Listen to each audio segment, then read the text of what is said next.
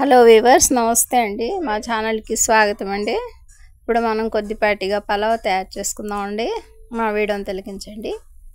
ఆయిల్లో దాల్చిన చెక్క, లవంగాలు, పెద్దల్లిపాయ పీసెస్ ఈ విధంగా ఫ్రై చేస్తున్నాం అండి. పెద్ద గరిటెతో 2 గరిటెలు ఆయిల్ అండి. ఇక ఈ గ్లాస్తో చిన్ని గ్లాస్ అండి, దీంతో 4 గ్లాసెస్ రైస్ 1 గంట ముందుగా నానబెట్టేసి పక్కన పెట్టామండి.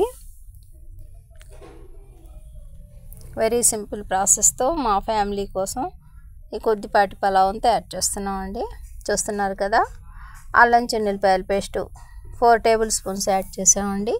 ఈ ఫ్రై అవుతున్న పెద్దల్లిపాయ, దాల్చిన చెక్క, లవంగాల పీసెస్లో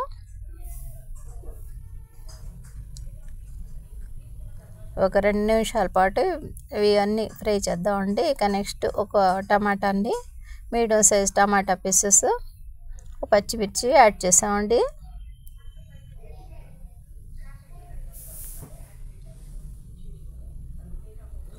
వెరీ సింపుల్ ప్రాసెస్తో మనం ఈ కొద్ది పలావ్ తయారు చేస్తున్నామండి.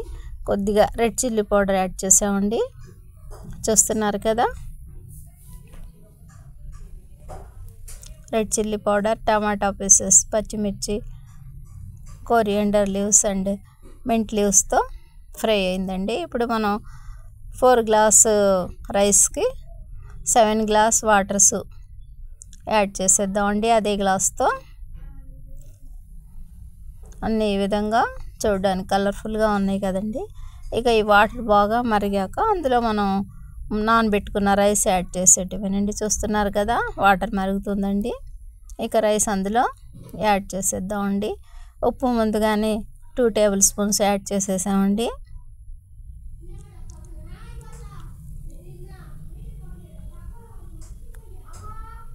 ఈ రైస్ అన్నీ ఈ విధంగా వాటర్లోంచి తీసేసి అందులో యాడ్ చేసామండి, మరుగుతున్న వాటర్లో.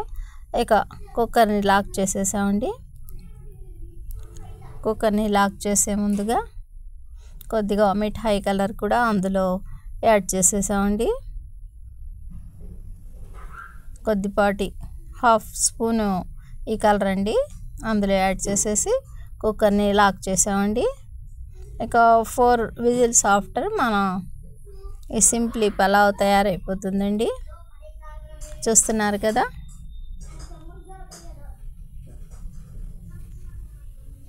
మన పలావ్ రెడీ అయిపోయిందండి. ఇక యూస్ చేసేటమేనండి. మా ఈ చిన్ని వీడియోని లైక్ చేయండి, షేర్ చేయండి. Bibi Shafika Sona homely kitchen shorts అండి.